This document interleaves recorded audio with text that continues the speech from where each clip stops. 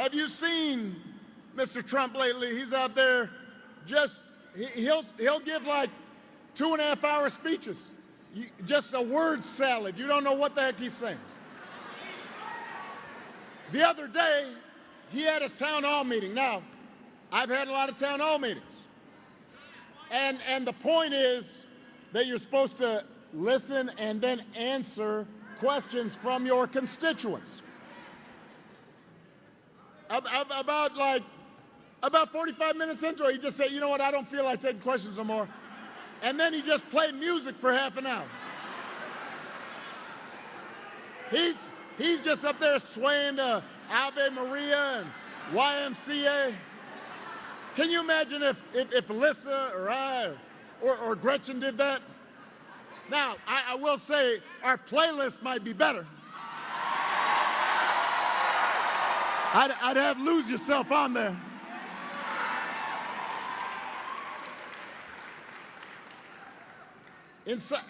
At one of his rallies recently, he called himself the father of IVF. Now, I have no idea what that means, and you don't either. He said January 6th was a day of love. Made it sound like Woodstock. Made it sound like Coachella. Here's the point, Detroit. If your grandpa was acting like this, you'd be worried. You'd call up. You'd call up your sister, your brother, your cousin. You'd be all like, let me holler at you. Have you noticed Grandpa? He acting a little funny. But this is somebody who wants unchecked power. We do not need to see what an older, loonier Donald Trump looks like with no guardrails. America's ready to turn the page. We're ready for a better story. Michigan, we are ready for a President Kamala Harris.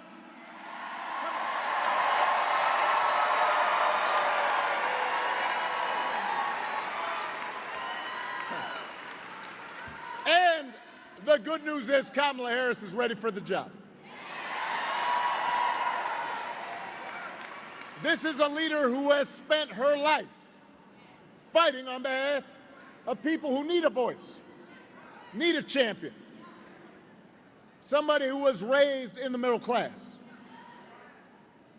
She worked at McDonald's when she was in college to pay her expenses.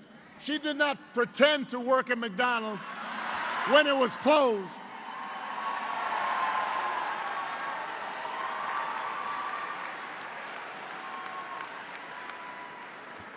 This is somebody who believes in the values that built this country.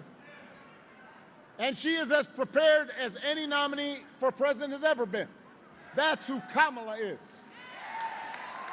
And in the White House, she'll have an outstanding partner in Governor Tim Walz. You know, before I came here, I was in Madison, Wisconsin, and Tim Walz was there. And I love that dude. He's a veteran, he's a teacher, he's a coach, a marksman. He's been a great governor, and he's a car guy. He can even take a vintage truck apart and put it back together again. Now, do you think Donald Trump can do that? Do you think Donald Trump has ever even changed a tire in his life? Let me tell you, if that man gets a flat tire, what's the matter? We need an EMT? I think we may need an EMT back there. That's all right, this always happens. Everybody bend your knees a little bit. Yeah. Dun, dun, dun, dun, dun, dun, dun, dun, dun, dun, dun, dun. You got to keep moving a little bit. Don't lock those knees. EMT right back there, please. Now, I am telling you, he has not ever changed a flat tire. he has his chauffeur change a tire. He says, Jeeves, Jeeves, change that tire. That's what he calls him, Jeeves. I don't know if his name's actually Jeeves, but that's how I imagine it. The point is, if you elect Kamala and Tim, they will not be focused on their problems. They'll be focused on your problems.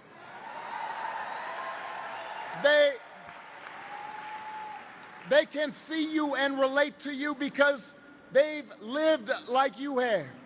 And they understand that too many folks in Michigan and across the country are still struggling to pay the bills. Now, understand, wages are steadily growing. Inflation is slowing. But the price of everything from health care to housing to groceries is still too high. And that hurts. The question is, who's actually going to do something about it? All right, y'all already know the answer, but let me give it to you anyway.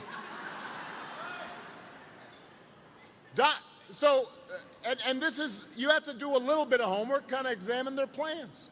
So Donald Trump's plan is to give another massive tax cut to billionaires and big corporations. Do not boo. Vote. Now, I'll be honest with you. I've been talking to people around the country, and sometimes I hear people say, well, you know, yeah, I know Trump's kind of goofy, but I do remember the economy when he first came in, it was pretty good.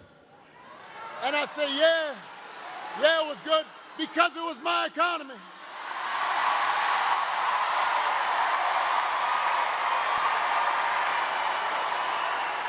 I know y'all remember it. I know folks in Detroit remember it. I spent 8 years cleaning up the mess that the Republicans left me. Y'all remember the auto industry in America was flat on its back. They didn't want to lift a finger to help. And we made the investments to reopen those factories and put people back to work. And by the time I left office, I handed over to Donald Trump 75 straight months of jobs growth. Yeah, the economy was good because we did the work. And all he did